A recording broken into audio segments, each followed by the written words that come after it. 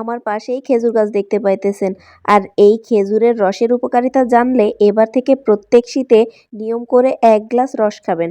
তাহলে শুরু করা যাক খেজুর রসের উপকারিতা। প্রকৃতির এনার্জি ড্রিঙ্কস খেজুর রস। খেজুর রসে সকল শর্করা, ফ্রুক্টোজ ও গ্লুকোজ থাকে প্রায় 15-20%। এই মিশ্রিত শর্করার সঙ্গে প্রচুর খনিজ লবণ ও মিনারেল থাকে। এত উপকারী উপাদান একসঙ্গে উত্তম অনুপাতে মেশানো থাকে, ফলে এটি যে কোনো কৃত্রিম এনার্জি ড্রিঙ্কস এর চাইতে বেশি ভালো ও স্বাস্থ্যকর। 1 গ্লাস খেজুরের রস পান করলেই নিমিষেই এনার্জি পাওয়া যায়। রসের গ্লুকোজ ও ফ্রুক্টোজ দ্রুত রক্তে মিশে গিয়ে শরীরের শক্তি রক্ত স্বল্পতা দূর করে। খেজুর রস রসে লৌহ বা আয়রন সুপ্ত অবস্থায় থাকে। যদি রস জাল করে গুড় বা লালি তৈরি করা হয় তবে এতে প্রচুর আয়রন থাকে। রক্ত স্বল্পতা দূর করতে প্রতিদিন 1 টুকরা গুড় বা 1 চামচ লালি খাওয়া উচিত। বাংলাদেশে খেজুর গুড়ের পিঠা খাওয়া বেশ প্রচলিত, তাই বিপুল জনগোষ্ঠী মোটামুটি 1 থেকে 5 অংশ এই শীতকালে রক্ত স্বল্পতার হাত থেকে ক্লান্তি ভাব দূর করে। ম্যাগনেসিয়ামের ঘাটতির কারণে আমাদের অবসন্ন বা ক্লান্তি ভাব আসে। রসে রয়েছে প্রচুর ম্যাগনেসিয়াম। এটি পান করলে ক্লান্তি ভাব দূর হয় এবং দেহের সজীবতা ফিরে আসে। রোগ প্রতিরোধ ক্ষমতা বাড়ায়। রসে প্রচুর অ্যান্টিঅক্সিডেন্ট থাকে। এটি রোগ প্রতিরোধ ক্ষমতা সৃষ্টি করে, দেহের ক্ষতিকর উপাদান ভিটামিনের অভাব দূর করে। রসে ভিটামিন B3 থাকে।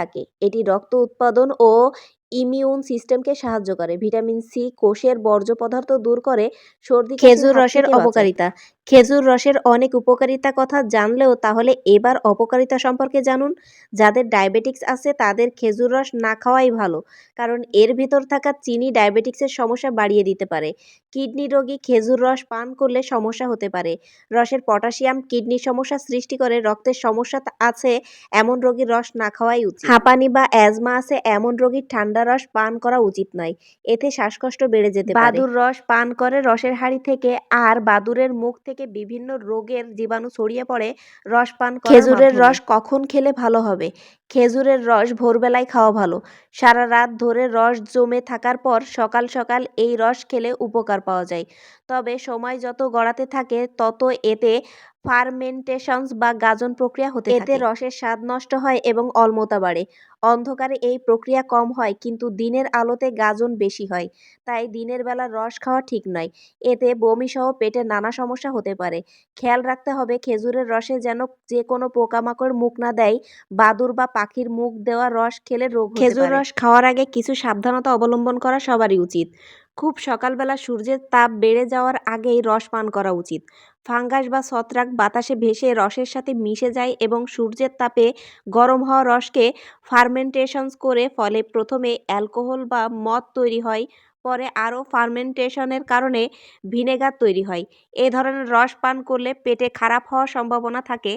রসের হাঁড়ি অবশ্যই যেন জাল বা কাপড় দিয়ে ঢাকা থাকে, এই বিষয়টি খুব মনোযোগ সহকারে লক্ষ্য করতে হবে। বাদুর হাঁড়ির ভিতর মুখ ঢুকিয়ে রস খায়, এ থেকে নিপা ভাইরাসের সংক্রমণ হওয়ার সম্ভাবনা থাকে। তাই খেজুর রস ফুটিয়ে খাওয়া বেশি নিরাপদ। পরিশেষে বলতে চাই, মাটির হাঁড়ি সর্বত্রই খোলা অবস্থায় থাকে। রাতে ওই খোলা খেজুর রসের হাঁড়িতে বাদুর এসে বসে এবং রস পান করে। তখন রসের সঙ্গে বাদুরের মুখনিসৃত লালা মিশে যায়, আর এভাবে বাদুরের মাধ্যমে মানুষের শরীরে নিপা ভাইরাস আক্রমণ করে বসে।